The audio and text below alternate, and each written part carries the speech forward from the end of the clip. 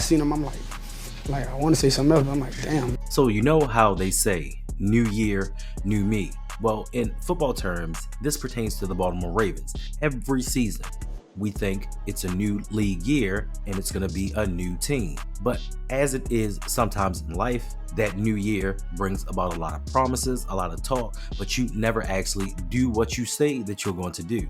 And for one game this season, that seems to be the Baltimore Ravens. Yes, they lost to the Kansas City Chiefs last night, 27-20. But before we actually get into the game itself, let's take a look at how it ended, because we're going to have a discussion about what might be to blame for this loss, some things that may be corrected to help this team in the future, because by a long shot, the season is not over. It's one loss. This is something that a lot of us expected. So let's just dive right into the last drive.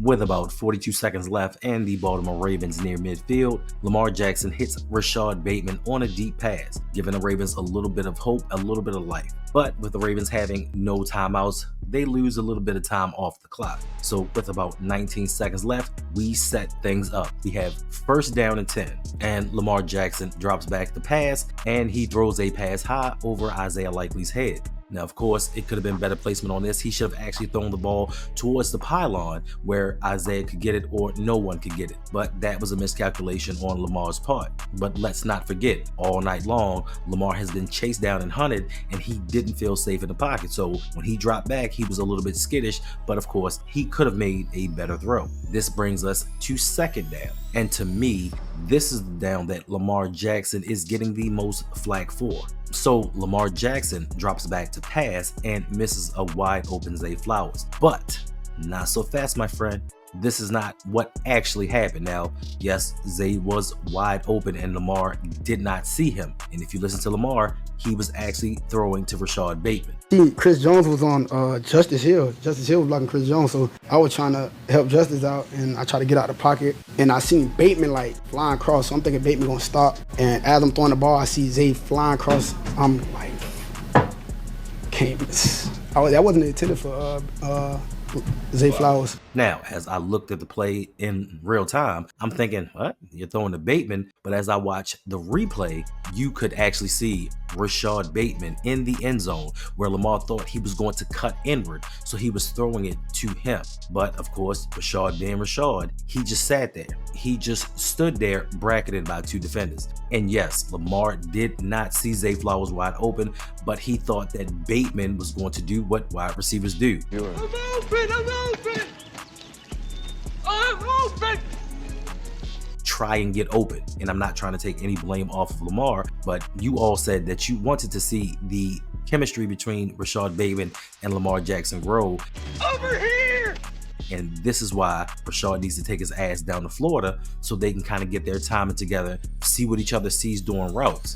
But another thing that is being overlooked is somehow Todd Monken, who called a semi-decent game, decided once again he was going to have Justice Hill blocking Chris Jones. And Lamar said it himself. He tried to step up to take some heat off of Justice so he wouldn't get sacked. So you have to realize in a split second, Lamar is doing all of these things to try to make a play happen. And of course, we just see the end result of, well, he was wide open. There are other things that are factored into this. So then this takes us to this. Rush 4.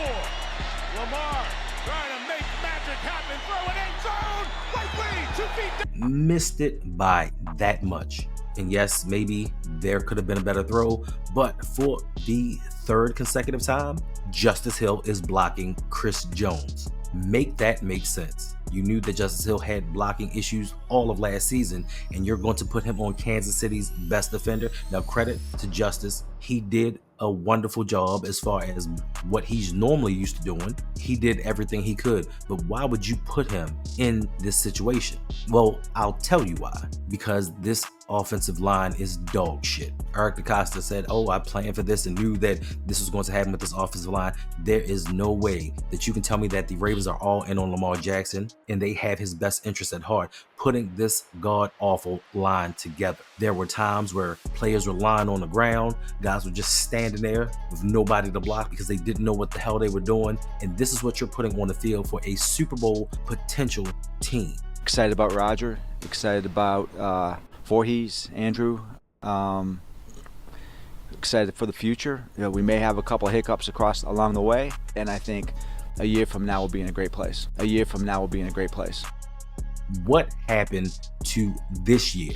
What happened to giving Lamar a fighting chance? Now, once again, this is just my assessment off of game one. Because to be quite honest with you, after the first drive of the game, I'm like, yo, the Ravens going 17-0. They can't be stopped. Even with a horrible offensive line, this quick game in Derrick Henry, we can't be stopped. We're going 17-0. I don't see how anybody can stop us. That's how I felt after the first drive. And then after that, I was brought back to reality. But how did we get to the last drive of the game where we needed Lamar to once again be Superman?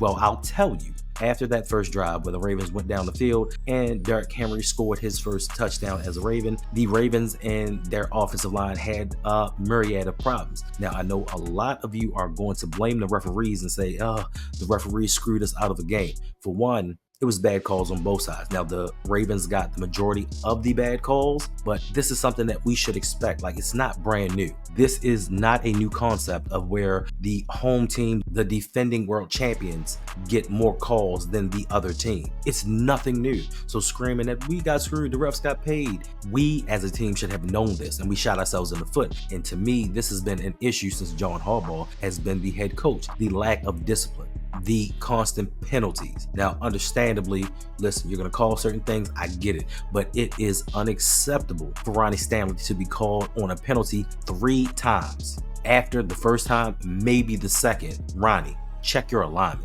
Like, you are a professional, a former All-Pro. Know where you're supposed to be. Make it to where the refs can't even call. Make it so close that the refs can't even make that call. Somebody check them. Look down the line and be like, yo, they calling this tight, because we don't know what the referees were told to enforce. And outside of all the penalty calls, the Ravens offensive line just wasn't it. Stanley, he had his 3 penalties. Voorhees was getting beat like a drum.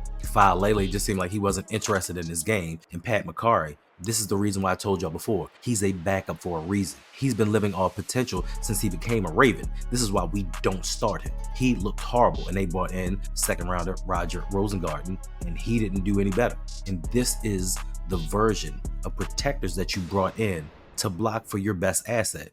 Well, if you made it this far into the video, hopefully you appreciate what I bring to the table. You appreciate the entertainment value that I bring. And if you wish to support me and the channel, all you have to do is subscribe, like, or even just leave a comment. It is as simple as that, and these are the bare minimum things that we ask to help this channel to grow. That is, if you actually enjoy what I do. Now, if you wish to further support the channel, you can go over to patreon.com/ROUG and sign up for the Patreon. Become a member, and you can join the Discord, you can join the fantasy football team, and you get special perks. So if you're out there looking for a community of people that come together and support one another in every endeavor in and out of sports, this is the place for you to be. If you feel like you're missing something or you're bored, come hang out with us, have some fun. And also, you can challenge your boy for the title, because the Kansas City Chiefs aren't the only team that's going for a 3-peat. But either way, just you guys liking and subscribing is enough for me. So let's get back to the video. You brought Derrick Henry in. We told you, cool, fine and dandy, but what are you going to do if you can't block for him? And after all the offseason hype, we got 13 carries for 46 yards. Now, he did score a touchdown, but he looked a little slow coming off the blocks. Like, he didn't look like the Derrick Henry of old. Now, it is game 1, so I'm not saying this is a seasonal thing. This is what I am going off of from the first game that I saw. Football is won in the trenches. Strong offensive line, strong defensive line. Our offensive line is terrible. Now, they did get a little bit better as the game went on, and a lot of that had to do with Lamar Jackson and his scrambling, running this defense ragged, and they were tired. But you can't expect an offensive line like this to help carry a team to a championship. This line is so bad, they had to leave Mark Andrews in there to block for a while. For most of the game, I'm sitting around thinking to myself, where's Mark Andrews? Why is he not doing anything? I think it was almost halftime or third quarter before he got his first catch. Like, you have to leave the fullback and the tight end back to block for this line because they were that bad. And then when we say to you, hey, we need to get Lamar some weapons, bring him some guys. Oh, we don't need a wide receiver. We don't need anybody. We got all these people. Well, where the hell was Nelson Aguilar? Because when we re-signed him, I was like, ugh, why? And everybody said, man, it's a cheap deal. He was good last season. Listen, 17 games, 300 and something yards. That's not good. And he disappeared this game. He had one job tonight. one job: block on a 4th down. And he touched nobody. They say touch grass. That's about the only thing he touched on that play, was his foot on the grass. So when I said all offseason, the Ravens need to go out and get proven offensive linemen. They need to get Lamar some real kind of weapon. Everybody's like, we don't need it. Let's get more defense. So speaking of the defense, what did they do last night? You put all of your money, you put all of your assets into that side of the ball, and Kansas City scored 27 points. And if it were not for a few miscues from Patrick Mahomes, they would have scored a lot more. Now, granted, defensive coordinator Zach Orr was in his first game. I understand that. But how do you get beat on the same play 9 times? You have to make some sort of adjustments, and I understand this is a learning curve. But as a defensive coordinator, you're beating me this way. I need to make adjustments in game. And this is a problem that we've had with Ravens coaching. In-game adjustments. And now we are back to miscommunication because Marlon Humphrey gave up a touchdown expecting safety help over the top, but nobody was there, and Xavier Worthy just exploited him. And this is why we said, don't draft Nate Wiggins in the first round. Because what did Nate Wiggins do outside of playing gunner all night? They didn't utilize him. And understand, first game. But when you bring in a first round pick, you expect him to come in and contribute. We could have used that first round pick elsewhere. I'm not saying Nate Wiggins isn't going to be a great Raven. I'm not saying he isn't a good player, but that pick could have gone elsewhere because we keep putting assets into the defense and they're not stopping anybody. Now, I will say that Kansas City was at an advantage because Andy Reid does play his starters in the preseason. So they get real-time game scenarios. They get to go out there and face other teams, even if it's for a little bit. John Harbaugh expects his preseason to be the first game. He expects his team to come in and just be like, you know what? We got it. Let's go. And it never works out for us. The Ravens have a tough stretch coming up, and we can't afford to fall behind the 8 ball. We all thought, or at least I thought, the defense was going to carry us until the offense found itself and got itself together. But it's kind of looking now like the defense may have to find its own way. And I get it. They were playing the defending world champions in the first game. But we put so much into this defense. The Ravens have brought in so many people to make this a dominating defense. And for all offseason, after we drafted Nate Wiggins, all I heard was no fly zone. Well, it looked like passes were flying to me all over the damn field. And this is not even the best that Kansas City is going to be. So we have a lot to work on before we see them in the playoffs. Because guarantee you, if we want to get to a Super Bowl, we're going to have to go through Kansas City. And hopefully we can make those adjustments that we need. Thank the Lord we have Lamar Jackson. And I know that a lot of people are going to blame Lamar for this loss and say he should have hit this pass, he should have hit that pass. Well, truth be told, we would not even be in this game if it were not for Lamar Jackson. If he wasn't Superman, being superhuman and putting this team on his back, we wouldn't even have been in this game or been able to come back. And I do not get it with some people saying, well, Lamar missed 3 throws and this is why we lost.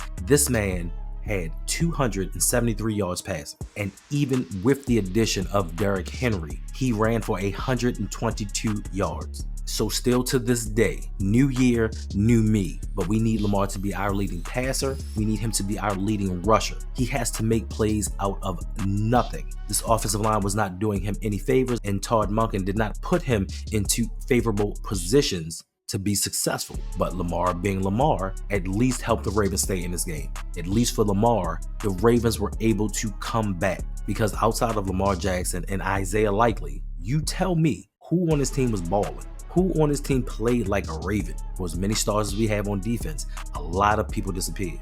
Expectations were very high coming into the season. I myself couldn't wait to see what this offense looked like. And I knew that this team would struggle because of this head coach. So if you want to start placing blame upon why we lost, let's take a look at the leading man.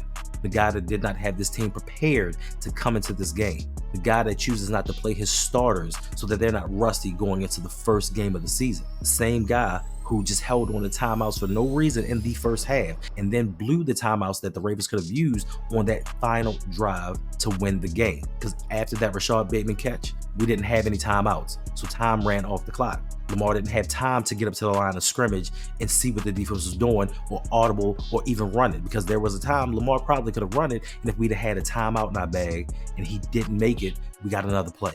But this head coach decides early on, I'm gonna burn 2 timeouts. I didn't use mine in the first half until the end, but in the second half, I'm gonna use them early just to make sure y'all can't say anything. And I'm strongly trying to consider not making my next video about let's have a discussion about this head coach. And yes, Super Bowl winner, 160 games won, second longest tenured coach in the NFL. We can give John Harbaugh a lot of accolades. But when it comes to championship level football, there are some things that you aren't thinking about and some things that you may not even know that he may be holding this team back with his stubbornness, his ego, and his old school philosophy. So stop blaming the individual who's giving it his all and has to do everything for this team and start blaming the man that's in charge of putting a lot of things together. And EDC, you're not absolved of some of this blame as well, because this is the roster that you constructed because you wanted to pay a bunch of guys on defense instead of surrounding your quarterback with a line that could block. And yes, it is only one game, but there are times when one game can turn into a trend. And let's hope, for our sake, this is not it. Proud of the way the guys fought. We're only going to get better from here on out, and I'm looking forward to that. I'm really looking forward to getting back to work next week.